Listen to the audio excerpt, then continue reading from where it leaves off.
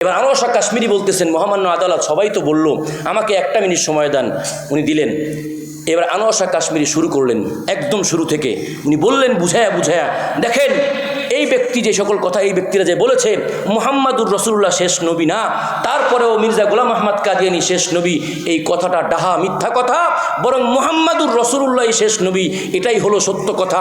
আসেন নবীর জামানা থেকে নিয়ে একদম সাহাবীদের জামানা থেকে নিয়ে যত তাফসিরের কিতাব আছে, আনোয়ার শাহ কাশ্মীরি প্রত্যেক যুগ বলে বলে, যুগের মুসান্নিফের নাম বলে বলে, শতাব্দীর নাম বলে বলে প্রত্যেকটা কিতাবকে বললেন। তাফসিরে মুজাহিদ খোলেন, এত নম্বর পৃষ্ঠা দেন। আনোয়ার শাহ কাশ্মীরি দূরে দাঁড়ায় কিতাবের নাম বলে, ছাত্ররা কিতাব ধরে বস সাহেবের সামনে এনে কিতাব খুলে দেয়। আনোয়ার শাহ কাশ্মীরি বলেন এত নম্বর কিতাব খোলেন, এত নম্বর পৃষ্ঠায় যান, এত নম্বর লাইনে দেখেন, ওই লাইনের মধ্যে লেখা আছে মুহাম্মাদুর রাসূলুল্লাহ শেষ নবী। তারপরে যারা অন্য কোনো নবী দাবি করবে সেরা তারাই হলো ভণ্ড, প্রতারক, তারা কাফের। ঠিক না বেঠিক?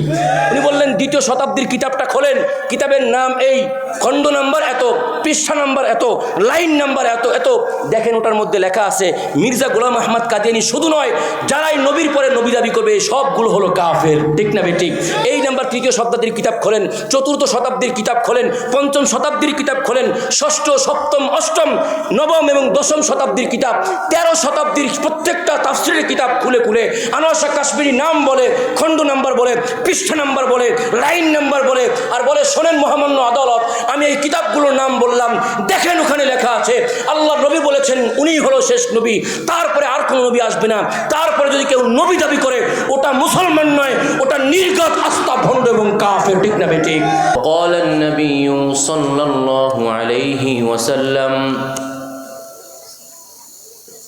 لا تقوم الساعة حتى يبعث دجالون كذابون كلهم يزعم أنه نبي قريب عن الثلاثين صدق الله مولانا العظيم وصدق رسوله النبي الكريم ونحن على ذلك من الشاهدين والشاكرين والحمد لله رب العالمين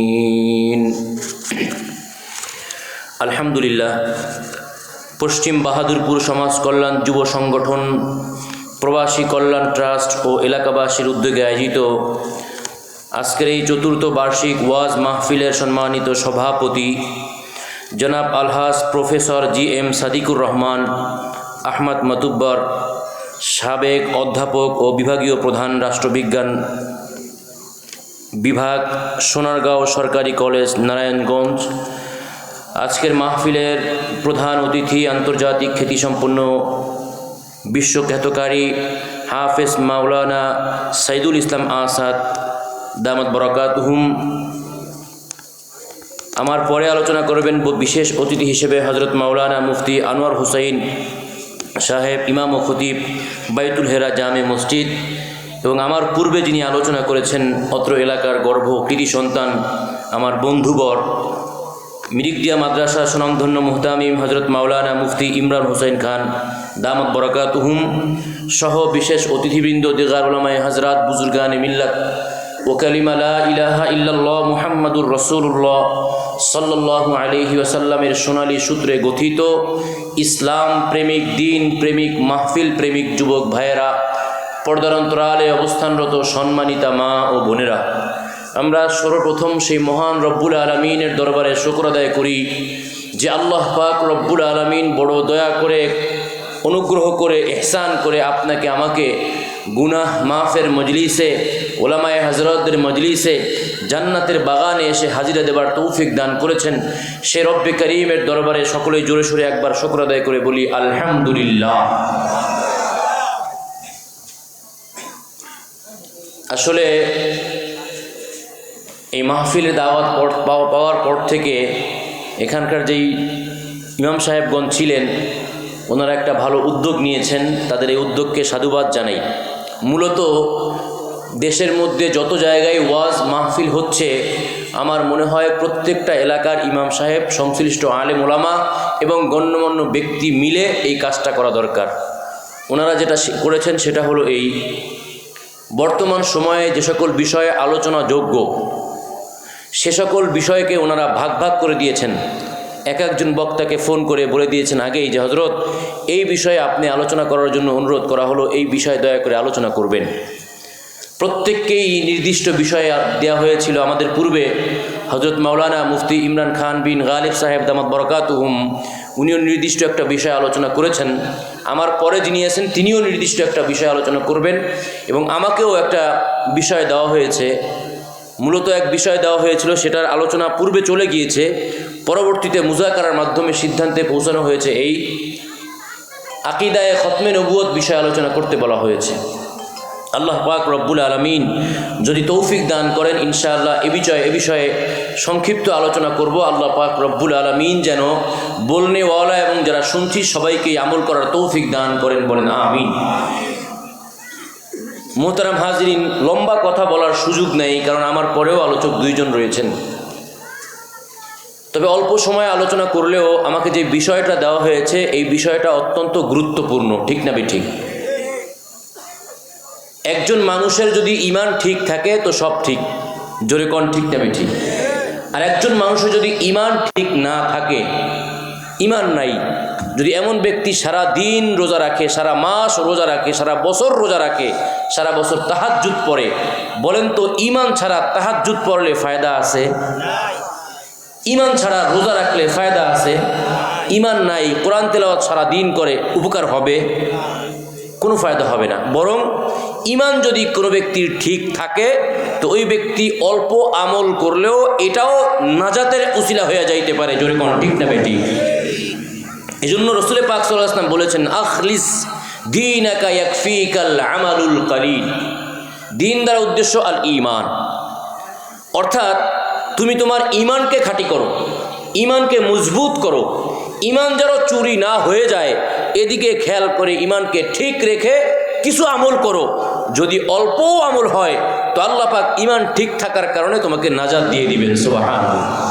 হাদিসের মধ্যে আসছে আল্লাহ পাক রব্বুল আলামিন যখন কিয়ামতের ময়দানে জান্নাতীদেরকে জান্নাতে পাঠায়া দিবেন, জাহান্নামীদেরকে জাহান্নামে পাঠায়া দিবে, দীর্ঘদিন লম্বা সময় কোটি কোটি বছর যাওয়ার পরে কিছু মুসলমান যারা ঈমান নিয়ে ইন্তেকাল করবে কিন্তু গুনাহ তার আমল নামায় আছে, গুনাহের পাল্লা ভারী হয়ে যাওয়ার কারণে আল্লাহ পাক রব্বুল আলামিন তাদেরকে জাহান্নামে দিয়েছে। নির্দিষ্ট সময় পরে আল্লাহ পাক রব্বুল আলামিন বলবেন, ফেরেশতারা যে সকল মোমেন ঈমানদার ব্যক্তিরা জাহান্নামে ছিল দেখো তো আর কেউ আছে কিনা। তো ফেরেশতারা বলবে, আল্লাহ আমরা পুরা জাহান্নামের মধ্যে ছাপ্পা ছাপ্পা ছান মেরেছি কিন্তু কোথাও কোনো ঈমানদার খুঁজে পাই নাই। আল্লাহ পাক আরেকটা কথা বলবেন, বুখারীতে আসছে আখরিজু মান কানা ফি কলবিহি মিসকালা হাববাতিন মিন খারদালিন মিনাল ঈমান। দেখো তোমরা জাহান্নামীদের মধ্য থেকে যাদের অন্তরের মধ্যে জাররা পরিমাণ, সরিষার দানা পরিমাণ ঈমান যদি কোনো বান্দার থাকে তাহলে আমি আল্লাহ তোমাদেরকে অর্ডার করলাম এই জাররা পরিমাণ ঈমানের বদৌলতে আমার ওই বান্দাকে জাহান্নাম থেকে উঠাইয়া আস্তে সুন্দর করে জান্নাতে নিয়ে আসো। সুবহানাল্লাহ।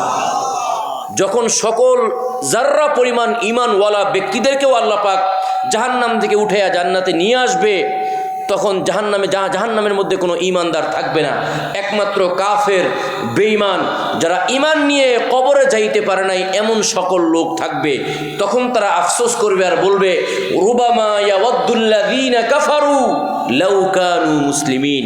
আহা, দুনিয়াতে যদি নিজের ঈমান ঠিক রেখে, দুনিয়াতে যদি নিজের ঈমানকে মজবুত রেখে একবার হলেও কালিমা পড়ে আসতাম তাহলে আজকে সেই জাররা পরিমাণ ঈমানের বদৌলতে মুসলমানদের মতো আমিও জান্নাতে যাইতে পারতাম, ঠিক না বেঠি? কাজেই বলেন ঈমানের দাম আছে না নাই? জোরে কোন।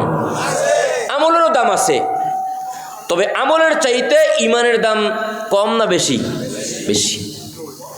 ঈমান আছে কিন্তু আমল নাই, আপনি মারা গেলে হয়তোবা গুনাহের কারণে জাহান্নামে যাবেন কিন্তু শাস্তি খেয়ে খেয়ে এক পর্যায়ে আপনি আমি জান্নাতে যাব, জোরে কোন ঠিক না বেঠি?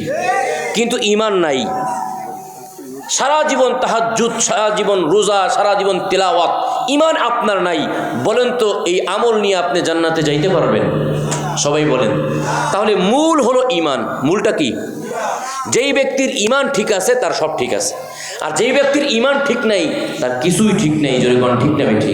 তো তো আল্লাহ পাক রব্বুল আলামিন আপনাকে আমাকে ঈমান মজবুত করার তৌফিক দান করুক, জোরে বলেন আমিন। ঈমানের মতো মহামূল্যবান দৌলত পৃথিবীতে আর আছে? সবাই বলেন নাই।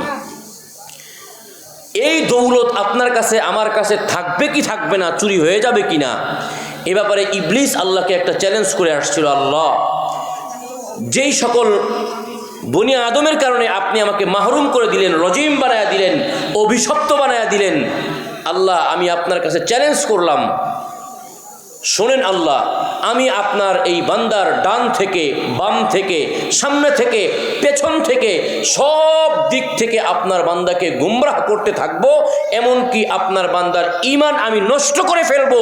ওয়া ইন্নাহুম লা ইয়াশউরুন, আপনার বান্দা টেরও পাবে না যে তার কখন ঈমান নষ্ট হয়ে গেছে। নাউযুবিল্লাহ পড়েন।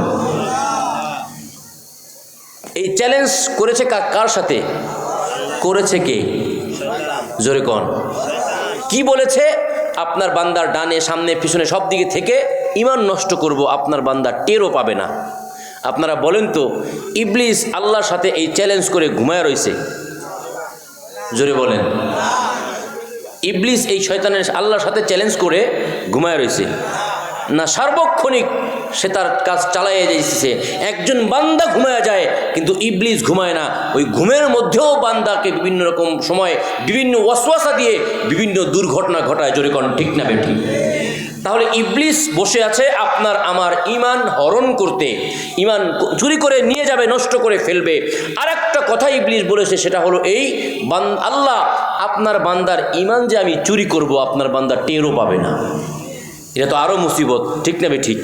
আপনার আমার ঈমান চলে যাবে, আমরা টের পাবো না, তাহলে তো আরও মুসিবত। আর ঈমান যদি চলে যায়, জান্নাতে যাইতে পারবো? সবাই বলেন পারবো না। কাজেই ঈমান আমাদের আছে কি নাই এটা পরীক্ষা করার দরকার আছে না নাই? বিভিন্ন রকমের শাখা আছে।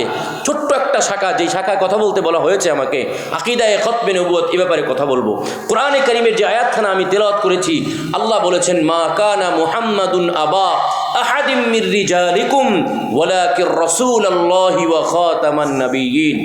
আয়াতের তরজমা হলো, আল্লাহ পাক বলেন, মুহাম্মদ তোমাদের মধ্যবর্তী কোনো পুরুষ মানুষের পিতা নন। উনি কি? দুইটা পরিচয়। ওয়ালাকির রাসূলুল্লাহ, তিনি হলেন কার রাসূল? সবাই বলেন আল্লাহর রাসূল। দুই নম্বর পরিচয় হলো খাতামান নাবিয়্যিন, সকল নবীদের শেষ নবী। সুবহানাল্লাহ পড়ে। নবীজির পরিচয় আল্লাহ দিয়েছেন কোরআনে কারিমের মধ্যে, এই আয়াতের মধ্যে কয়টা? সবাই বলেন। এক নম্বর পরিচয়, তার পরিচয় হলো তিনি রাসূলুল্লাহ, আল্লাহর রাসূল, ঠিক না বেঠি?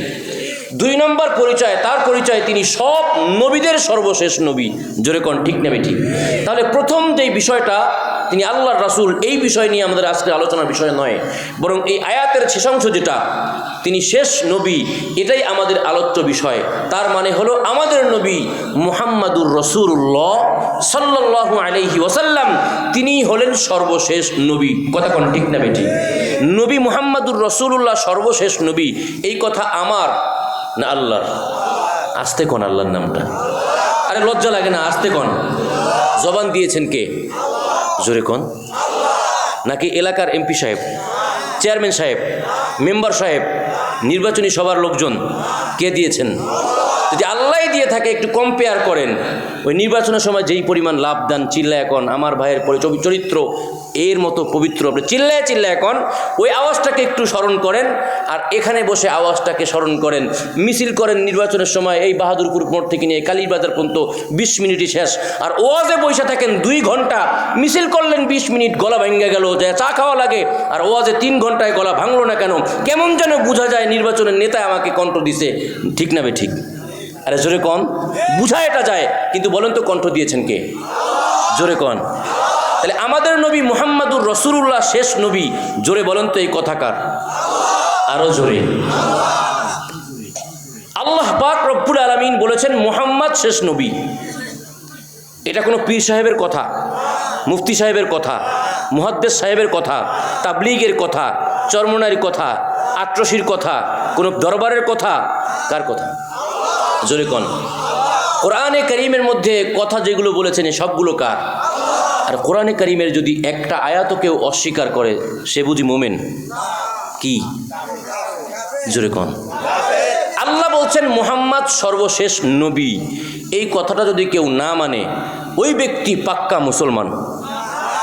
বলেন কি? জোরে কম। নবী মুহাম্মাদুর রাসূলুল্লাহ শেষ নবী, এ কথা আল্লাহর। এখন এই কথাকে যদি কেউ না মানে তাহলে কার কথা অমান্য করা হবে? জোরে কম। আল্লাহর কথা যদি কোনো ব্যক্তি অমান্য করে সেই ব্যক্তি পাক্কা মুসলমান। জোরে কন কি? সবাই কন। আচ্ছা, মাশাআল্লাহ। আল্লাহর কথা যে ব্যক্তি মানে না সেই ব্যক্তি কাফের। এই কথা কি এই মুহূর্তে আমি বলছি না আপনারা বলছেন? জোরে কন, জোরে কন। বক্তাকেও ফাঁসাইয়া দেন না কন কেন? এই যে বিভিন্ন ওলামা একরাম জেলে, তারা যখন বক্তব্য দেয় আপনারা একদম হুজুর আপনি এগিয়ে চলেন, আমরা আসি আপনার পিছনে। কয়েকজন আলেমের খোঁজ নিয়েছেন জেলখানায় পৌঁছতেছে, আজকে উল্টায় দিছি। কাফের কইছেন আপনারা, এই ঠিক না বে ঠিক? ওই একজন কয় কইছি আমরা, ঠিকই আছে, এটা ইমানি জোর। জোরে কোন ঠিক না বে ঠিক? কাফের হবে, আল্লাহ পাক রব্বুল আলামিনের কথা শুনবে না, আল্লাহর কথাকে অস্বীকার করবে, আর হুজুররা বুঝি ঘুমাইবে। হাজারবার প্রতিবাদ আমাদের আসুক, আমাদের কোনো আসা যায় না। হাজারবার ফাঁসি দেন, হাজারবার কুরবানি করেন, আমাদেরকে আসা যায় না। বুক ফুলাইয়া সারা জীবন একথা বলবই, আল্লাহর কথাকে যারা অস্বীকার করবে ওটা কাফের, কাফের, কাফের। জোরে কোন ঠিক না বে? এটা বলবেই ওলামা একরাম। আল্লাহর কথাকে, আল্লাহর কথা অস্বীকার করলে মোমেন না কাফের? সবাই কোন। এবার বলেন, ফতুয়া আমি দিছি না আপনারা দিছেন? তাহলে কাল সকালে চায়ের দোকানে বসে এই কথা বলবেন যে মুফতি সাহেব আইসা সেই কাফের ফতুয়াই দিছে। কারা দিছে ফতুয়া? হ্যাঁ, এবার সমালোচনা করলেন নিজেদের কইলেন। আল্লাহ পাক এই জাতিকে হেফাজত করুক। জোরে কোন আমিন। চায়ের ব্যবস্থা করুক। তো আল্লাহ পাক রব্বুল আলামিন বললেন মুহাম্মদ শেষ নবী। এদিক থেকে আল্লাহ রাসূল নিজে বললেন আনা খাতামুন নবিয়্যিন লা নাবিয়্যা বা'দি, আমি হলাম শেষ নবী, আমার পরে কোনো নবী নাই। সুবহানাল্লাহ। এই কথা নবীজির। এই কথাটা কার? জোরে কন। নবীজির। নবী বলছে আমি শেষ নবী, আল্লাহ বললেন মুহাম্মদ শেষ নবী, নবীও বলতেছে আমি শেষ নবী। নবী করিম সাল্লাল্লাহু আলাইহি ওয়াসাল্লাম তো মনে হয় মাঝে মাঝে মিথ্যা বলছে, জীবনে একটা চিপায় চাপায় যে কখনো দুই একটা বলছে স্ত্রীদের কাছে, রাতের বেলা, অন্ধকারে, গোপনে। কোনো দিন কোনো সময় কোথাও কি মিথ্যা বলছে? মিথ্যা বলবে কিভাবে? আল্লাহ সেই ক্ষমতাই দেয় নাই। আল্লাহ বললেন মা ইয়ানতিকু আনিল হাওয়া ইন হুয়া ইল্লা ওয়াহয়ু ইউহা, আমার নবী একটা কথা নিজের পক্ষ থেকে বানায়া বলে না, আমি আল্লাহ যেটা বলতে বলি সেটাই বলে। জোরে কোন ঠিক না বেটি? তাহলে নবী বলছেন আমি শেষ নবী। এখন যদি নবীকে কেউ শেষ নবী না মানে নবীর কথা অস্বীকার করা হবে, আর নবীর কথা না মানলে ওই ব্যক্তি পাক্কা মুসলমান, পাক্কা মুনাফিক, কাফের। আল্লাহ বললেন মুহাম্মদ শেষ নবী, নবী বললেন আমি শেষ নবী। এখন দুইজন মিলল, আল্লাহ আল্লাহ রাসূল বললেন যে মুহাম্মদ শেষ নবী।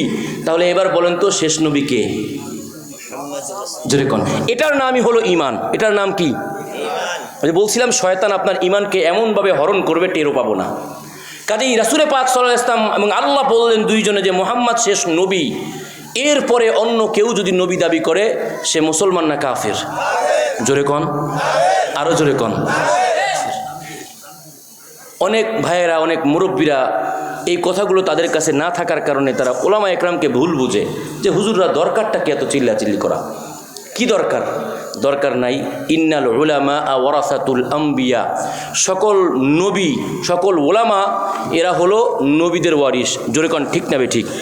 আপনি আপনার বাবার সম্পত্তি নিয়ে যদি মারামারি করতে পারেন দুদু, সেইটা যদি আপনার এই মারামারিটা বৈধ হয়ে যায়, আর ওলামা একরাম ওয়ারিস হইলেন নবীদের, তো নবীদের ওয়ারিস হইলে নবীর সম্পত্তি নিয়ে টানাটানি করলে ওলামা একরাম ঘুমায় থাকবে? জোরে কোন। এটা একটু বোঝেন, নিজেরটা বোঝেন তো পরেরটা বুঝবেন না কেন? যদি আপনাদের সমাজে বাপ মারা যাওয়ার পরে সন্তান যদি তার ওয়ারিস এবং মেরাজ যদি না নেয়, সম্পদ যদি না নেয়, পাশের লোকেরা বলবে এই পোলাটা আস্তে একটা গাধা, নিজের বাবার সম্পদ বুঝে নেয় না। জোরে কোন ঠিক না বেটি? সমাজে তাকে মূল্যায়ন করবে না। এটা যেমন বুঝেন যে নিজের মেরাজ, নিজের সম্পত্তি বুঝে নেওয়া তার জন্য দায়িত্ব, ওলামা একরামেরও দায়িত্ব। যখন নবীর ইজ্জত নিয়ে কেউ কথা বলবে তো ওলামা একরাম চিল্লাইবে। জোরে কোন ঠিক না বেটি? ওলামা একরাম তখন গর্জন দিবেই। আর ওলামা একরাম যে গর্জন দেয় এমন শুনছেন যে 5টা গর্জন বেশি দিলে 5,000 টাকা বেশি হাদিয়া দেয়? জোরে কন। বরং এই চিল্লানিটা আসে আল্লাহ পাক রব্বুল আলামিনের পক্ষ থেকে, দায়িত্বের কারণে। জোরে কন, ঠিক না বেঠিক? তাহলে মুহাম্মাদুর রাসূলুল্লাহকে যারা শেষ নবী মানবে না, এরা কি মুসলমান না কাফের? সবাই বলেন। আমার আজকের আলোচনার মূল অংশ হয়ে গেছে মুখস্থ সবার। যদি কেউ আপনাকে এটাও বুঝায় যে না মুহাম্মাদুর রাসূলুল্লাহ নবী, কিন্তু তারপরেও 2-1 থাকতে পারে, এইভাবে ব্যাখ্যা দিয়ে বুঝায়, আপনি যদি কোনো রকম এটা ভাবেন ভাই আপনি যেটা বলছেন এটা তো অযৌক্তিক না, হতেও পারে, এমন যদি আপনি দিলের মধ্যে থাকে, ঈমান থাকবে নি? জোরে কম, আরও জোরে কম। তাহলে এইবার একটা দলের নাম বলি, যাদেরকে আমাদের বাংলাদেশে চিনি আমরা কাদিয়ানি নামে।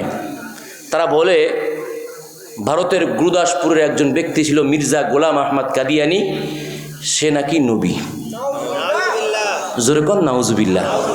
এখন যেই কাদিয়ানিরা মির্জা গোলাম আহমদ কাদিয়ানিকে নবী মানে, বলেন তো ওই মির্জা গোলাম আহমদ কাদিয়ানি নিজেকে নবী দাবি করছে, এবং যারা তাকে নবী মানে এরা সবাই বুঝি পাক্কা মোমেন? কি এই কথা আপনারা কন? এই কথাগুলোই তো আল্লামা মামুনুল হক কইল, এই কথাগুলোই তো ফয়জুল করিম দামাত বরকাতুহুম বলল, এই কথাগুলোই তো বড় বড় বক্তারা বলল। তো যখন বক্তারা বলে তখন আপনারাও আঙ্গুল তোলেন যে এই লোকের কথা কওয়ার দরকারটা কি, কাফের কওয়ার দরকারটা কি আরেকজনকে? এখন আপনারা বললেন কেন? জবাব দেন। আপনারা কেন বললেন? বলবেন যে হুজুর এর আগে তো বুঝি নাই, এর লিগে বলছি। তো আপনারা বোঝেন নাই, বলেন নাই, আপনাকে দোষও দেই না। ওলামা একরাম তো বুঝছে, বুঝাই বলছে, আপনারা দোষ কেন দেন? আজকে থেকে এই নিয়ত করবো কারা কারা পারি যে হক আল্লাহ পাক রব্বুল আলামিন নবীজিকে শেষ নবী বানাইছে, এই দাবি হলো ঈমানের, এই দাবি হলো আল্লাহ এবং আল্লাহ রাসূলের। তাকে ভাইলেট করে যে ব্যক্তি নিজেকে নবী দাবি করবে এবং অন্যকে নবী মানবে, তারা নিঃসন্দেহে কাফের। যদি এই দাবি আদায়ের জন্য উলামা একরাম আমাদেরকে ডাক দেয়, আমরা নিজেদের জানমাল দিয়ে রাজপথে ঝাঁপায়া পড়তে কারা কারা রাজি আছি? আল্লাহু আকবার। আল্লাহ পাক রব্বুল আলামিন আমাদেরকে তৌফিক দান করুক, জোরে কোন আমিন। একটা দলের নাম বললাম কাদিয়ানি। এই দলের প্রধান হলো মির্জা গোলাম আহমদ কাদিয়ানি। সংক্ষেপে বলছি যেহেতু অল্প সময়। ভারত, পাকিস্তান, বাংলাদেশ, এই 3টা দল, 3টা রাষ্ট্র একই ছিল, যেটাকে বলা হতো পাক ভারত অথবা হিন্দুস্তান, ঠিক না ভাই? ঠিক। এরপরে পরবর্তী পাকিস্তান ভাগ হইল, আমরা ভাগ হইলাম। ভাগ হওয়ার আগে মুসলমানরা লম্বা সময় পর্যন্ত ভারতবর্ষ শাসন করছে। ইস্ট ইন্ডিয়া কোম্পানি নামে ইংরেজরা আসলো ভারতবর্ষে, আইসা মুসলমানদের উপর চাইপা বসলো।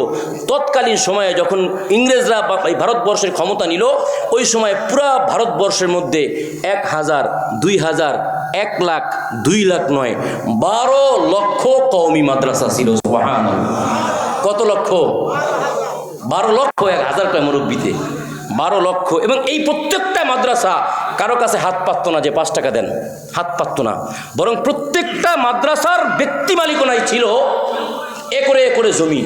যেই মাদ্রাসার কম ছিল সেটাও 5 একর ছিল, 10 একর, 50 একর, 100 একর, 1000 একর পর্যন্ত এক একটা মাদ্রাসায় জমি ছিল। সুবহানাল্লাহ বলেন। যার কারণে মাদ্রাসার পক্ষ থেকে এই জমিগুলো লিসের মাধ্যমে মাদ্রাসাগুলো অনায়াসে চললো। ইংরেজ সরকার যখন দেখলো যে আমি ইংরেজ সরকার ক্ষমতায় আসার পরেও তো দেখি এদিকে মুসলমানদেরকে দমানো যায় না, পর্যায়ক্রমে পরামর্শ করে কোরআন শরীফ পুড়ায় ফেলার ফায়সালা হলো। কোরআন পুড়ে ফেললো, সাগরে ফেলাইয়া দিল। কয়েকদিন পর রিপোর্ট আসলো, গোয়েন্দা এনএসআইরা বলল কাজ হয় নাই, কোরআন শরীফ পড়াইছি তো কি হয়েছে? 12 লক্ষ মাদ্রাসার মধ্যে অন্তত 12 কোটি হাফেজ আছে, যারা আলহামদুলিল্লাহ রাব্বিল আলামিন থেকে নিয়ে মিনাল জিন্নাতি ওয়ান নাস পর্যন্ত পড়ে ফেলে। সুবহানাল্লাহ। লাভ হবে না। কাজেই যদি আপনি ভারতবর্ষ থেকে মুসলমানদেরকে নেস্তেনাবুদ করতে চান, 12 লক্ষ মাদ্রাসা নষ্ট করে দেন। নাউজুবিল্লাহ পড়েন। তাহলে মাদ্রাসার উপরে যারা আঙ্গুল তুলে তাদের পরিচয় মুসলমান না ইংরেজ? জোরে কন। ইংরেজ। ইংরেজ সরকার চিন্তা করলো 12 লক্ষ মাদ্রাসা যদি একসাথে বন্ধ করে দেই তাহলে বিদ্রোহ করে আমার গদি সরাইয়া ফেলবে, কাজেই একসাথে এ কাজ করা যাবে না। তারা একটা সুন্দরভাবে, কথা সত্য মতলব খারাপ, একটা সার্কুলার দিল। বলল শোনেন, যে সকল 12 লক্ষ মাদ্রাসা আছে, এই 12 লক্ষ মাদ্রাসার আয় ব্যয়, তাদের খাবারের ব্যবস্থা, বেতনের ব্যবস্থা আমি ইংরেজ সরকার ব্যবস্থা করব। তাই শুরু করলো। 2-3 মাস যখন এটা হইল, ধর্মপ্রাণ মুসলমান যারা হুজুরদের চাইতেও ইসলামিক বিষয়ে বেশি বোঝে, তারা বলতেছে আরে ইংরেজ সরকার যদি এটা বলে আপনার সমস্যা কি, নিজে থাকেন টাকা, নিজে থাকলো। কয়েকদিন পরে, কয়েক বছর যাওয়ার পরে ইংরেজ সরকার বলল এই যে মাদ্রাসাগুলো আমরাই তো টাকা দিয়ে চালাইতেছি, তো মাদ্রাসার অধীনে এতগুলো জমি থাকার দরকারটা কি? এই সব জমিগুলো ইংরেজ সরকার বাজেয়াপ্তে করে নিয়ে গেল। এতদিন পর্যন্ত তো নিয়মিত টাকা দিত প্রতি মাসে, কিন্তু এখন 3 মাস পরে দেয়, এক পর্যায়ে গিয়ে 1 বছর পরে দেয়, এক পর্যায়ে গিয়ে টোটাল বন্ধ করে দিছে। অর্থনৈতিক সমস্যার কারণে মাদ্রাসাগুলো একদম যায় প্রায় বন্ধ হয়ে গেল সব মাদ্রাসা।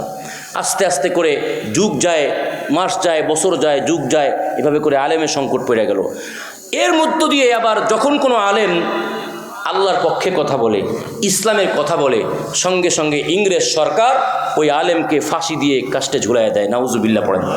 ইংরেজ সরকারের বিরুদ্ধে যদি কোনো আলেম কথা বলে, সঙ্গে সঙ্গে তাকে হত্যা করে ফেলে, গাছের সাথে ঝুলায় রাখে। এই জন্য ইতিহাস যারা পড়েছেন, ইতিহাসের বইতে পাবেন, এই কলকাতা থেকে নিয়ে একদম আপনার ভারতের মূল রাজ্য পর্যন্ত গ্রাং যে রোড আছে, এই রোডের 2 পাশে যত গাছ আছে, হাজার হাজার লক্ষ লক্ষ গাছ, এই একটা গাছ বাকি ছিল না যেই গাছের সাথে একজন আলেমের লাশ ছিল না। কঠিনভাবে নির্যাতন করলো। একটা পর্যায়ে নির্যাতন করতে করতে এমন আসলো যে এখন আর কেউ ইসলামের পক্ষে কথা বলে না, কেউ না। ভারতবর্ষ ইংরেজদের অধীনে কঠিনভাবে চলে যাইতেছে, কেউ কথা বলে না। যখন এই পরিস্থিতি, কেউ কথা বললেই ফাঁসি, কেউ কথা বললেই তাকে ফাঁসির কাস্টে ঝুলাই দেওয়া হয়, হত্যা করে ফেলা হয়, ক্রস ফায়ারে দেওয়া হয়, এই জন্য কেউ কথা বলে না। আমাদের 9 নম্বর দাদা ওস্তাদ দারুল উলুম দেওবন্দের যিনি বানী কাসেম নানুতুবি রহমতুল্লাহি আলাই, তার 3 নম্বর ওস্তাদ একজন, তার নাম হলো শাহ আব্দুল আজিজ মুহাদ্দিসে দেহলভী রহমতুল্লাহি আলাই, মৌলবী হুজুর মানুষ। সে বলতেছে ইংরেজ সরকার এই ভারতবর্ষ মুসলমানদের, জোরে কোন ঠিক না বেঠিক? এই ভারতবর্ষে আপনি যা ইচ্ছা তা করবেন, ইসলামের উপর একদম নির্যাতনের স্টিমার রুলার চালাইয়া দিবেন, এটা দেওয়া যাবে না। মুসলমান যারা আছেন সবাই শোনেন, এই ইংরেজ সরকারের বিরুদ্ধে মুক্তিযুদ্ধ করা প্রত্যেকটা মুসলমানের উপর ফরজ। সুবহানাল্লাহ পড়েন। আপনারা বলেন তো, ইংরেজ সরকারের বিপক্ষে মুক্তিযুদ্ধের ডাক দিয়েছিল একজন টাইওয়ালা, কারা দিছে? জোরে কোন? আলেম। ইংরেজ সরকারের বিপক্ষে ভারতবর্ষকে মুক্ত করতে হবে একজন আলেম, যার নাম হলো আব্দুল আজিজ মুহাদ্দিসে দেহলভী রহমতুল্লাহি আলাই, একমাত্র আলেম, তার সাথে আর কেউ ছিল না। উনি এই ঘোষণা দিয়েছেন ইংরেজ সরকারকে বৃদ্ধাঙ্গুলি দেখাইয়া, এই হিন্দুস্তান ভারতবর্ষকে ইংরেজদের থেকে মুক্ত করতে হবে। সুবহানাল্লাহ পড়েন। তাহলে আপনারা আবার একটু বুঝে শুনে বলেন, ভারতবর্ষকে ইংরেজদের কাছ থেকে ছিনে আনতে হবে, এটা কোনো অ্যাডভোকেট সাহেব বা জজ সাহেব ঘোষণা দিছে? কোনো প্যান্ট শার্ট টাইওয়ালা, কোনো মোচওয়ালা, বুদ্ধিজীবী দেখেন না টিভিতে আপনারা, মোচওয়ালা, তারা ঘোষণা দিছে না? নাস্তিক মুরতাদ যারা আছে তারা কারা? ভারতবর্ষ, ভারত, পাকিস্তান, বাংলাদেশ, এই 3টা মুক্তির পিছনে, ছিনে আনার পিছনে অন্য কোনো মানুষের, কোনো ঘরানার কোনো মানুষের কোনো অবদান নাই। একমাত্র এই যে মাদ্রাসার কথা বলি, এই মাদ্রাসার হুজুর আব্দুল আজিজ মুহাদ্দিসে দেহলভী রহমতুল্লাহি আলাই, যেই সময় কথা বললেই ফাঁসি দিয়ে দেয়, যেই সময় কথা বললেই ক্রস ফায়ার, যেই সময় কথা বললেই ফাঁসির কাস্টে উঠাইয়া দেয়, অমন সময় পুরা ইংরেজ সরকারকে বৃদ্ধাঙ্গুলি দেখাইয়া আমাদের আকরাবের আব্দুল আজিজ মুহাদ্দিসে দেহলভী রহমতুল্লাহি আলাই বললেন, ইংরেজ সরকারকে গোটা ভারতবর্ষ থেকে বিদায় করা প্রত্যেকটা মুসলমানের জন্য ফরজ আইন। সুবহানাল্লাহ বলেন। কাজে এই মুসলমানরা, আলেমরা এই দেশে ভাইসে আসছে, জোরে কোন? মালিকানা সূত্রে এই দেশের মালিক আমরা, জোরে কোন ঠিক না বেটি? যে সকল নাস্তিক আর মুরতাদরা বলতেছে মসজিদ, মাদ্রাসা, মৌলবাদ হুজুরদের দেশ, এটা নয়, আমরা বলবো হুজুররাই স্বাধীন করছে এই দেশ, তোমাদের দেশ এটা নয়, জোরে কোন ঠিক না বেটি? আল্লাহ পাক এই জাতিকে এই ইতিহাসগুলো পড়ে বোঝার তৌফিক দান করুক, জোরে কোন আমিন। আব্দুল আজিজ মুহাদ্দিসে দেহলভী রহমতুল্লাহ যখন এই ফতোয়া দিলেন, এতক্ষণ পর্যন্ত কোনো মুসলমান কথা কয় না। একজন যখন দাঁড়ায় গেছেন, তার পিছনে 1 লক্ষ, 2 লক্ষ, 50 লক্ষ, 1 কোটি, 2 লক্ষ নয়, 2 কোটি নয়, 10 কোটি মুসলমান সারিবদ্ধভাবে আব্দুল আজিজ মুহাদ্দিসে দেহলভীর সাথে একসাথে ইংরেজদের বিরুদ্ধে যুদ্ধে ঝাঁপায়া পড়ল। সুবহানাল্লাহ। ইংরেজ সরকারের কাম শেষ। কয় কোটি? 10 কোটি মুসলমান, ইংরেজ সরকার, ইংরেজ খেলাও আন্দোলন করো, ইংরেজ সরকারের কাজ শেষ। পরামর্শ করলো কি করা যায়। পরামর্শ হলো এই যে মুসলমানদের মধ্যে ফাটল সৃষ্টি করে দাও। কিভাবে? ইংরেজ সরকার কিছু লোক আনলো, 3 জন লোক বলল যে আপনারা বড় বড় আলেম এই মুসলমানদের, আপনারা যদি আপনাদের মধ্যে ডিভাইডেড করে দেন তাহলে মুসলমানরা দুর্বল হয়ে যাবে, আর এই ডিভাইডেড করার মাধ্যমে আপনাদেরকে বড় অঙ্ক টাকা দেব। এই কথা বলার পরে নামধারী কিছু আলেম 3 জন ব্যক্তিকে ইংরেজ সরকার টাকা দিয়ে কিনে নিল। বলেন কয়জন? সবাই জোরে বলেন। 1 নম্বর ব্যক্তি, যেই ব্যক্তির নাম হলো মোহাম্মদ হুসাইন বাটালবি। 2 নম্বর ব্যক্তি আহমদ রেজা খান বেরলবি। 3 নম্বর ব্যক্তি মির্জা গোলাম আহমদ কাদিয়ানি। কয়জনকে কিনছে? জোরে কন। 3 জনের একজনের নাম হলো মির্জা গোলাম আহমদ কাদিয়ানি। প্রত্যেকেই নিজস্ব সংগঠন তৈরি করলো। মির্জা গোলাম আহমদ কাদিয়ানি তার দলের নাম দিল আহমদিয়া মুসলিম জামাত। মোহাম্মদ হুসাইন বাটালবি তিনি তার দলের নাম দিল এই যে বর্তমান সময়ে ফিতনা করে আহলে হাদিস। 3 নম্বর আহমদ রেজা খান বেরলবি তিনি তার দলের নাম দিল তথাকথিত আহলে সুন্নাত ওয়াল জামাত। এই 3টা নাম দিয়ে 3 জনে 3টা কিতাব লিখলো। মির্জা গোলাম আহমদ কাদিয়ানি একটা কিতাব লেখলো, কিতাবের নাম দিল গভর্নমেন্ট কি তাওয়াজ্জুহ কে লায়েক। 2 নম্বর কিতাব মোহাম্মদ হুসাইন বাটালবি উনি লেখলেন আল ইকতিসাদ ফি মাসাইলিল জিহাদ। 3 নম্বর মির্জা আহমদ রেজা খান বেরলবি উনি কিতাব লেখলো আল ইলামুল আলাম বিআন্না হিন্দুস্তান দারুল ইসলাম।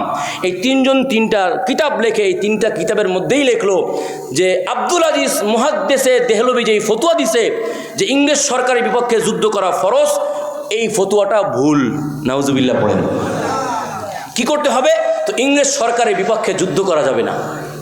এই কথা বলার পরে এই 3 জন হুজুরের কিছু অনুসারী ছিল, তারা ডিভাইডেড হয়ে গেলেন, আর যুদ্ধে যাওয়া যাবে না। পরিশেষে আব্দুল আজিজ মুহাদ্দিসে দেহলভি রহমতুল্লাহ আলাইহি একটা ফতোয়া দিলেন আল জিহাদু মাজিন ইলা ইয়াউমিল কিয়ামা।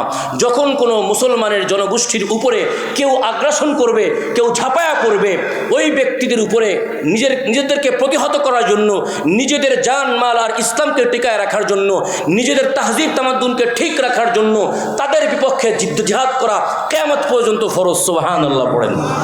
এই ফতোয়া যখন দিল ওই 3 হুজুরের কাম শেষ হয়ে গেল। সব মানুষ দেখলো আরে হাদিস তো সহি। এবার ইংরেজ সরকার বলতেছে হাদিস যদি সহি হয়ে থাকে তাহলে এই হাদিসকে বাদ দিতে হবে। নাউজুবিল্লাহ পড়েন। এইবার এই 3 আলেম মির্জা গোলাম আহমদ কাদিয়ানি, মোহাম্মদ হুসাইন বাটালবি, আহমদ রেজা খান বেরলবি, এই 3 জন মিলা বলতেছে শোনেন, হাদিসকে বাদ দিবেন এত সহজ? হাদিসকে বাদ দিবেন এত সহজ? হাদিসকে বাদ দিতে হলে একটা জরুরি কাজ করতে হবে, সেটা হলো এই হাদিস যে বলছে তার মতো আরেকজন লাগবে। হাদিস কে বলছে? নবী বলছে। কে বলছে হাদিস? এবার ইংরেজ সরকার বলতেছে তাহলে কি করতে হবে? এই হাদিসকে বাদ দিতে হলে আরেকজন নবী তৈরি করতে হবে। ইংরেজ সরকার কয় সহজ বিষয়, একজন হয়ে যান। কেউ হাত তোলে না, একজনে হাত তুলছে, সেই ব্যক্তির নাম হলো মির্জা গোলাম আহমদ কাদিয়ানি। নাউজুবিল্লাহ পড়বেন না? তাহলে এবার বলেন তো মির্জা গোলাম আহমদ কাদিয়ানিকে নবী বানাইলেন আল্লাহ না ইংরেজ? আরে আসতে কোন, ভয় পান? মির্জা গোলাম আহমদ কাদিয়ানিকে নবী বানাইলেন মুসলমান আল্লাহ নাকি ইংরেজ? আর কোনো দলিল লাগে? আর ওই সময়ের প্রেক্ষাপট যখন তাকে নবী বানানো হইল, নবী নিজেকে দাবি করলো, তখনকার প্রেক্ষাপট তিনি কি মুসলমানদের ভালোর জন্য নবী দাবি করলো না ক্ষতির জন্য? জোরে কোন, স্পষ্ট কথা। এখন কথা হলো এই মির্জা গোলাম আহমদ কাদিয়ানি তার অনুসারীরা আমাদের বাংলাদেশে এখন খুঁটি গাইরা বসছে। তারা বলে মির্জা গোলাম আহমদ কাদিয়ানি শেষ নবী। আরো জোরে কোন নাউজুবিল্লাহ। আমার সময় সংক্ষেপ, তা না হলে সুন্দর করে দেখাইতাম। আনোয়ার শাহ কাশ্মীর রহমতুল্লাহের সাথে বহস হয়েছে। বহস লম্বা চূড়া বহসের পরে এটাই ফয়সালা হয়েছে যে মির্জা গোলাম আহমদ কাদিয়ানি কাফের। ঠিক না? ঠিক। ছোট্ট করে বলি, একজন ব্যক্তি তার মেয়েকে বিবাহ দিয়েছে একজন আলেমের সাথে। সেই আলেমের নাম হলো আব্দুর রাজ্জাক। কিন্তু এই আলেম সে মির্জা গোলাম আহমদ কাদিয়ানিকে নবী মানে। বলেন তো মির্জা গোলাম আহমদ কাদিয়ানিকে যারা নবী মানে তারা বলি মোমেন না কাফের? তাহলে এই যে আলেম, যদিও সে আলেম, কিন্তু এই ব্যক্তি আমাদের নবীকে শেষ নবী না মানার কারণে, মির্জা গোলাম আহমদ কাদিয়ানিকে নবী মানার কারণে সে কি মুসলমান আছে না কাফের হয়ে গেছে? আর তার স্ত্রী এখনো পর্যন্ত মুসলমান। বলেন তো সে নবী মানার কারণে কাফের হয়ে গেল, এখন কাফের আর মুসলমানের মধ্যে বিবাহ বন্ধন জায়েজ? জায়েজ তো? জোরে কম, জায়েজ না। এই কথাটাই ওই মেয়ের বাবাই বলল, তোমার কাছে আমার স্ত্রী আর আমার মেয়ে আর রাখা যাবে না, তুমি কাফের হয়ে গেছো। সঙ্গে সঙ্গে বলেন তো মির্জা গোলাম আহমদ কাদিয়ানিকে টাকা পয়সা দেয় ইংরেজ সরকার। ইংরেজ সরকার বলল, এই আব্দুর রাজ্জাক মামলা করে দাও। আব্দুর রাজ্জাক গিয়ে মুলতান শহরে গিয়ে একটা কোর্টের মধ্যে মামলা করলো। মহামান্য আদালত, আমি মির্জা গোলাম আহমদ কাদিয়ানিকে নবী মানি, আমার শ্বশুর বলতেছে এর মাধ্যমেই নাকি আমি কাফের হয়ে গেছি, আমি এসব বুঝি না, আমার স্ত্রীকে তার কাছ থেকে ফিরাইয়া দেন। কোর্ট আব্দুর রাজ্জাকের শ্বশুরকে ডাকলো, মৌলভী ইলাহি বক্সকে ডাকলো, এই আসো, তার স্ত্রীকে তুমি কেন দাও না, ফিরাইয়া রাখো কেন? তো উনি বলতেছে, আমার জামাই মির্জা গোলাম আহমদ কাদিয়ানিকে নবী মানার কারণে কাফের হয়ে গেছে, আর আমার মেয়ে তো মুহাম্মদকে শেষ নবী মানে, সুতরাং একজন মুসলমান আর একজন কাফের বিবাহ বন্ধন হতে পারে না। কোর্টে যেহেতু ইংরেজ সরকার টাকা ঢাইলা দিছে, যার কারণে কোর্ট ফায়সালা দিল ইংরেজের পক্ষে, তার মানে হলো এই মির্জা গোলাম আহমদ কাদিয়ানির অনুসারী আব্দুর রাজ্জাকের পক্ষে। কোর্ট বলল, তাড়াতাড়ি তোমার মাইয়া এর কাছে দিয়ে দাও। নাউজুবিল্লাহ পড়েন। হুজুর মশাই মৌলভী সাহেব তিনি বাহাওয়ালপুরে গিয়ে সুপ্রিম কোর্টে মামলা দায়ের করলো, আপিল করলো, বলল, মহামান্য আদালত, আমাকে আপনি আমার মেয়েটাকে এনে দেন, এত খারাপ কাজ হয়ে যাবে, যদি একজন কাফেরের কাছে চলে যায় তাহলে সব কিছু জিনা হয়ে যাবে। মহামান্য আদালত, আপনার কাছে আমি দাবি করলাম। ওই কোর্টের মধ্যেও ইংরেজ সরকার ভুরি পরিমাণ টাকা পয়সা ঢাললো, যার কারণে আস্তে আস্তে করে 3টা রায় হলো। প্রথম রায়ে ফায়সালা দিল আব্দুর রাজ্জাক মুসলমান, বিবাহ সমস্যা হয় নাই। নাউজুবিল্লাহ পড়েন। দ্বিতীয় রায় হলো আব্দুর রাজ্জাক মুসলমান, বিবাহ সম্পন্ন হয় না, সমস্যা হয় নাই। তৃতীয় রায় হলো আব্দুর রাজ্জাক মির্জা গোলাম আহমদ কাদিয়ানিকে নবী মানছে, তাতে কোনো ইমানের সমস্যা হয় নাই। নাউজুবিল্লাহ পড়েন। সুতরাং ফায়সালা হলো, তুমি তাড়াতাড়ি তোমার মেয়েকে দিয়ে দাও। মৌলভী ইলাহি বক্স আসমানের দিকে তাকায় বলছে, আল্লাহ, সারা জীবন হালাল খাইলাম, হালাল কাজ করলাম, মেয়েটাকে কাউকে দেখাইলাম না, পর্দায় রাখলাম, আজকে এই মেয়ে ইজ্জত নিয়ে যদি টানাটানি পড়ে, আল্লাহ আপনি আমাকে একটু পথ দেখান। আপনারা বলেন তো, যার আশ্রয় সুপ্রিম কোর্টে নাই, যার আশ্রয় হাইকোর্টে নাই, পৃথিবীর যার কেউ নাই, তার কে আছে? জোরে কম। আল্লাহর দিকে যখন তাকায় বলছে, মৌলভী ইলাহি বক্স বাইরে বের হয়েছে, বের হয়ে দেখেন যে অনেক মানুষ দাঁড়ায় আছে। জিজ্ঞেস করলেন, ভাই দাঁড়ায় আছেন কেন? বললেন যে নবাব এখন আসবে, হাত তুললে নবাব কথা শুনবে। উনি বললেন যে আমি হাত তুলব। সামনে গিয়ে হাত তুললেন, নবাব দৌড়ে আসছে, কী ব্যাপার হাত তুলছেন কেন? বলল, আমি হাত তুলছি এজন্য, আমার জামাই তো মির্জা গোলাম আহমদ কাদিয়ানিকে নবী মানে, আর আমার মেয়ে সে তো মুহাম্মাদুর রাসূলুল্লাহকে নবী মানে, সুতরাং একজন মুসলমান আর একজন কাফের, এদের মধ্যে বিবাহ ঠিক থাকতে পারে না। মুলতান কোর্টে ফায়সালা হলো, আমার মেয়েকে দিয়ে দিতে বলে। এবার এই আপনার বাহাওয়ালপুরে সুপ্রিম কোর্টে ফায়সালা হলো, আমার মেয়েকে দিতে হবে। আমার তো কিছু জানা নাই, মহামান্য নবাব সাহেব আপনি যদি কিছু পারেন করেন। নবাব সাহেব সঙ্গে সঙ্গে বাহাওয়ালপুরের চিফ জাস্টিস, প্রধান বিচারপতি যিনি ছিলেন, তাকে ডাকাইলেন। বললেন যে শেষ নবী মুহাম্মাদুর রাসূলুল্লাহ, তাকে যদি কেউ নবী না মানে, শেষ নবী না মানে, এই ব্যক্তির কথা হলো কাফের হয়ে যাবে, আর এই ব্যক্তির কথা হলো কাফের হবে না। এই কথা কোথায় আছে? কোরআনে আছে। তো নবাব জিজ্ঞেস করছে, মহামান্য আদালত, আপনি কোরআন পড়ছেননি? কয় না, পড়ি নাই। তো কোরআন যদি আপনি না পড়ে থাকেন, কোরআনের ফায়সালা আপনি কেমনে দিলেন? সুতরাং আপনার ফায়সালা চাকরি টিকায় রাখতে হলে ফেরত নেন, নতুন করে বহস করে ফায়সালা করতে হবে কে মুসলমান কে কাফের। সুবহানাল্লাহ পড়েন। বহস হয়ে গেল, ডেট পড়লো আনোয়ার শাহ কাশ্মীরি রহমতুল্লাহি আলাইহি। কয় মিনিট আছে হুজুর? আচ্ছা, বহস সাজে আনোয়ার শাহ কাশ্মীর রহমতুল্লাহ আলাইহি দারুল উলুম দেওবন্দের সূর্য সন্তান। এই যে মৌলভী ইলাহি বক্স, যার মেয়ে শ্বশুর, তিনি দৌড়ে তার কাছে গেলেন যে হুজুর আমাকে বাঁচান। আমাকে বাঁচানো বড় কথা নয়, বরং যদি আজকে কোর্টে এই ফায়সালা হয়ে যায় বাহাসের মাধ্যমে, তাহলে তো এটাই ফায়সালা হবে যে শেষ নবী মুহাম্মদ নয়, বরং শেষ নবী মির্জা গোলাম আহমদ কাদিয়ানি। ঠিক না বেঠিক? এটা ফায়সালা হয়ে যাবে না, কি বলেন? তাহলে আমার মেয়ে যায় যাক, হাজারটা মেয়ে যাক, আফসোস নাই, কিন্তু নবীর খতমে নবুয়ত নিয়ে টানাটানি করতে কাকে দেব না। হুজুর আপনি একটা ফায়সালা করেন। হুজুর বললেন, আমি অসুস্থ, পাইলসের রুগী, আমি যেখানে শুয়ে থাকি আমার খাটের নিচে কলস দিয়ে রাখতে হয়, রক্ত এত পরিমাণ পরে, কিছুক্ষণ পরে পরে কলস পাল্টাইতে হয়, খুব বেশি অসুস্থ, আমি কঙ্কার সার হয়ে গেছি শুকায়া, আমাকে দাওয়াত দেওয়া যাবে না, আমি যাইতে পারবো না, তবে আমার ছাত্র যারা আছে তাদেরকে তোমার কাছে পাঠাইয়া দেব। উনি একটু আশ্বস্ত হইলেন যে আনোয়ার শাহ কাশ্মীরি ছাত্র যদি এ কথা বলে তাহলে আর কোনো সমস্যা নেই। এ পাশ থেকে আব্দুর রাজ্জাক 2 জন আলেমকে ঠিক করলো। একজনের নাম জামাল উদ্দিন বক্স, 2 নম্বর ব্যক্তির নাম নজির আহমদ। এরা এই 2 জন আলেম ওই জামানার, এদের সাথে কেউ বাহাসে পারে না। উনি ভয় পেয়ে গেলেন, আরে এদের সাথে তো পারবে না। যেই দিন কোর্টে আসলো ওই দিন আনোয়ার শাহ কাশ্মীরির কাছে ভালো করে খেয়াল করেন, একটু ভালো করে খেয়াল করেন, মুসলমান কেন লাফালাফি করে, একটু ভালো করে খেয়াল রাখেন। আনোয়ার শাহ কাশ্মীরি এত অসুস্থ, পাইলসের রক্ত পড়ে সারাক্ষণ, এই ব্যক্তি বলেন যাইতে পারবো না। ওনার ছাত্ররা যখন তার কাছ থেকে দোয়া নিতে গেছে, উনি বলতেছেন, বেটা তোমরা তো প্রস্তুতি ভালোই নিছো, কিন্তু কাদিয়ানি এরা তো ইংরেজদের তৈরি, তারা কোন ফেতনা লাগাই দেয়, কোন পেস্ট লাগাই দেয় তোমরা টের পাবা না।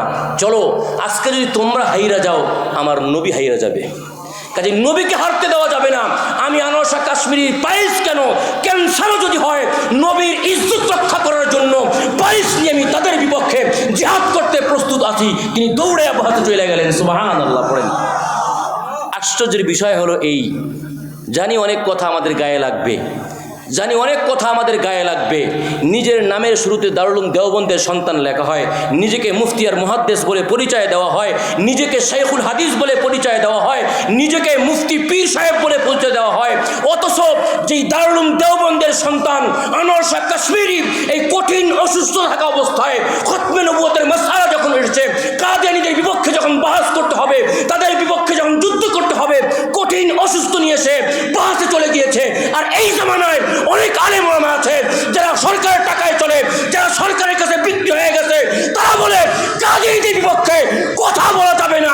আমরা বলি তোমরা যা কিছু হও, অন্তত পাক্কা মুমিন হতে পারো না, আলেম হতে পারো না, দেওবন্দি ওলামা ইকরাম হতে পারো না। যদি কোন ঠিক না বেটি নাম কি হস্তে আলেম, ওই যে জামালউদ্দিন বক্সের মতো আলেম টাকায় বিক্রি হয়। জোরে কোন ঠিক না বেটি? এরপরে গিয়ে কয় আনতা জান্নাতি, নাউজুবিল্লাহ পড়েন।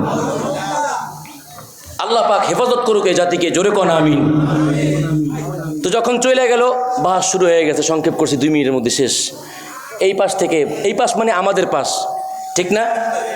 আমরা কাকে শেষ নবী মানি বলেন? মুহাম্মাদুর রাসূলুল্লাহকে আমরা শেষ নবী মানি, এই দল আমাদের দল। আর এরা হলো মির্জা গোলাম আহমদ কাদিয়ানীকে শেষ নবী বলে, এটা হলো কাফেরের দল। জোরে কোন ঠিক না বেটি? এদেরকে বলা হলো ভাই আপনারা দলিল দেন, এরা দলিল দিল, এরা দলিল খণ্ডন করে, এরা দলিল দেয়, এরা খণ্ডন করে, লম্বা সময় চলে গেছে। পরিশেষে এদের পক্ষ থেকে, মানে আমাদের পক্ষ থেকে একটা হাদিস বলা হয়েছে। হাদিস হলো, যে হাদিসটা আমি খুতবায় পড়েছি, আনা খাতামুন নাবিয়িন লা নাবিয়্যা বা'দি, আমি হলাম শেষ নবী, আমার পরে কোনো নবী নাই। সুতরাং আমাদের নবী এটা বলেছে, তোমরা যারা দাবি করছো আমাদের নবীর পরে তোমার নবী আছে, তোমাদের দাবি সত্য না মিথ্যা। এ কথা বলার পরে এই পক্ষের 2 জন আলেম, জামালউদ্দিন বক্স, নজির আহমদ, এদের মধ্যে জামালউদ্দিন বক্স হাত তুললেন আর বললেন যে আপনারা যে হাদিসটা বলছেন, এই হাদিসটা মিথ্যা, হাদিসটা জাল। নাউজুবিল্লাহ পড়েন। ছাত্ররা বলতেছে, আরে এই হাদিসটা তো বুখারী, মুসলিম, তিরমিজি, আবু দাউদ, নাসাই, ইবনে মাজাহ, কুতুবে সিত্তার সব কিতাবে আছে, জাল হয় কেমনে? জামালউদ্দিন বক্স বলছে, শোনেন, আপনাদের একজন উস্তাদ আছে, নাম হলো ইমাম গাজালি, উনি বলছেন ওনার কিতাবে যে হাদিসটা জাল।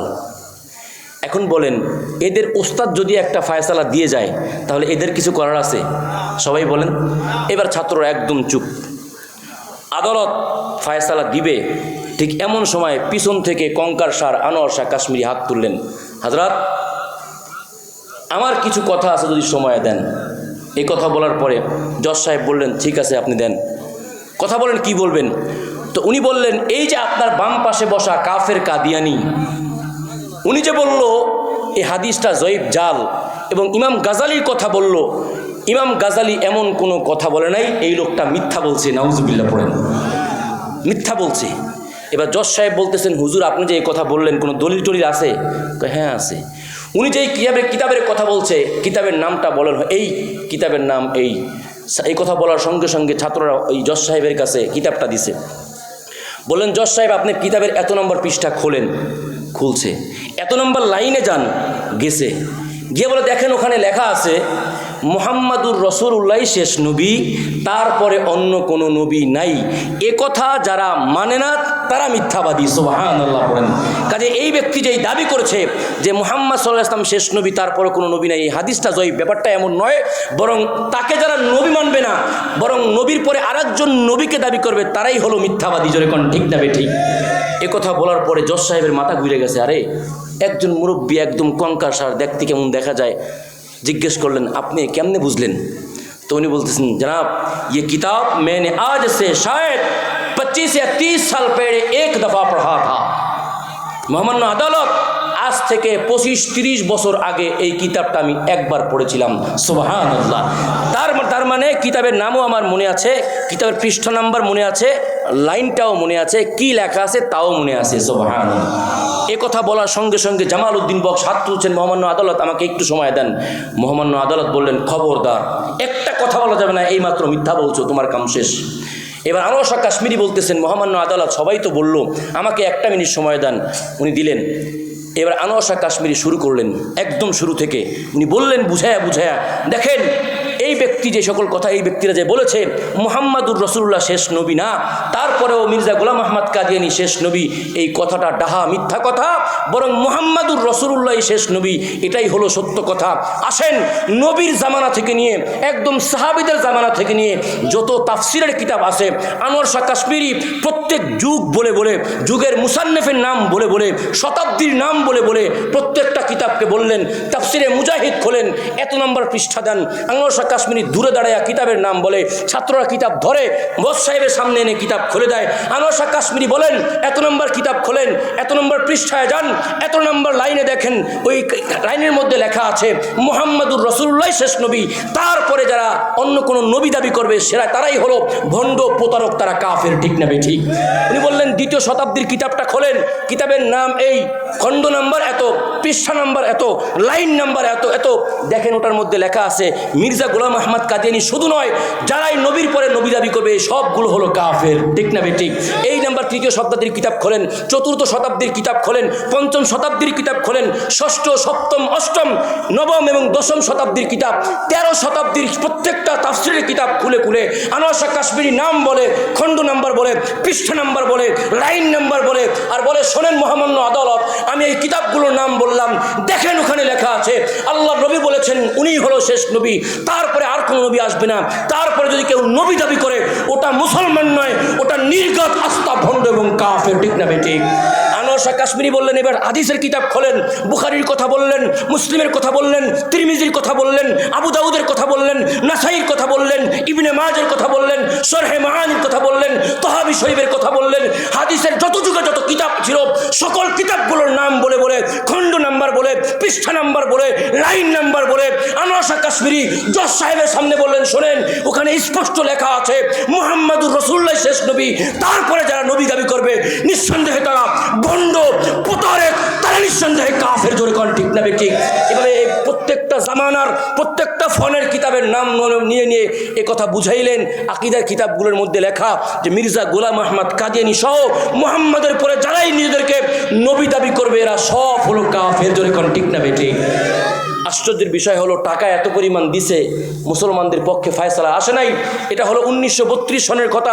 33 সনে আনোয়ার শাহ কাশ্মীরি ইন্তেকাল করলেন, 34 সনে মামলা তখন পর্যন্ত বাহাল পরে, 35 সনে আনোয়ার শাহ কাশ্মীরি একদম শ্রেষ্ঠ সন্তান আব্দুল ওয়াফা নামে এক শায়েখ, উনি এই মামলা নিয়ে লড়তেছিলেন, বহস করতেছিলেন।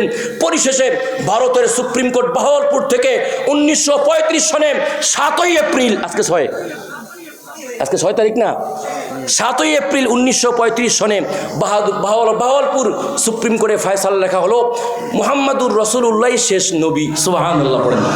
তারপরে অন্য কোনো নবী নাই, সুতরাং তারপরে যদি কেউ নবী দাবি করে তারা কাফের। এই মূলনীতির প্রেক্ষিতে যেহেতু মির্জা গোলাম আহমদ কাদিয়ানী নিজেকে নবী দাবি করছে, সুতরাং সেও কাফের, তার অনুসারীরাও কাফের। সুবহানাল্লাহ পড়েন। আমরা এই কথাটুকুই আমাদের বাংলাদেশের সরকারকে বারবার বুঝাইতে চেষ্টা করছি।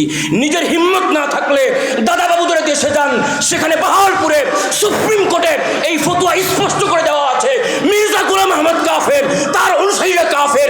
এক কথায় কাদিয়ানীরা গোটা বিশ্বের মধ্যে যেখানেই আছে এই সবগুলো কাফের। কাফের বলবেন ঠিক না বে ঠিক? আমরা একথাই বলি, এই যে পঞ্চগড়ে বাংলাদেশের কয়েকদিন পরে তারা ইজতেমা করতে চায়, মির্জা গোলাম আহমদ কাদিয়ানী সর্বশেষ নবী, এই কথা তারা প্রতিষ্ঠা করতে চায়। নাউজুবিল্লাহ। আমি আপনাদের কাছে শুনতে চাই, আমরা আজকেও দেখলাম আমাদের মধুপুরের পীর সাহেব সহ বাংলাদেশের এই খতমে নবুয়ত সংরক্ষণ কমিটির 7টা সংগঠন একত্রিত হয়েছে। তারা কঠিন এক কর্মসূচি দিবে, যারাই মির্জা গোলাম আহমদ কাদিয়ানীকে নবী মানবে তারা কাফের ঘোষণা করতে হবে, সরকারকে বাধ্য করবে। আমি আপনাদের কাছে দাওয়াত দিতে চাই এবং আপনাদের কাছ থেকে ওয়াদা নিতে চাই, ওলামা একরাম যদি নবীর ইজ্জতের চেয়ারকে, খতমে নবুয়তের চেয়ারকে ঠিক রাখার জন্য রাজপথে যেতে চায়, আপনারা কারা কারা আছেন আছেন নিজের রক্ত দিয়ে, জান দিয়ে, জীবন দিয়ে নবীদের খুতনে নবুয়ত ঠিক রাখার জন্য আল্লাহর রাস্তায় জান দিতে কারা কারা প্রস্তুত আছে? আল্লাহু আকবার। আল্লাহ পাক রব্বুল আলামিন আমাদের সবাইকে ঈমান ঠিক করে কাফের বলার এবং যারা কাফের তাদেরকে কাফের বলা মানা জানার তৌফিক দান করুক। যেরকম আমিন। ওয়া আখিরু দাওয়ানা আলহামদুলিল্লাহি রাব্বিল আলামিন। একটা বিষয় ছিল, শেষ করলাম। হুজুরের কাছেও মাপ চাই, আপনাদের কাছেও মাপ চাই।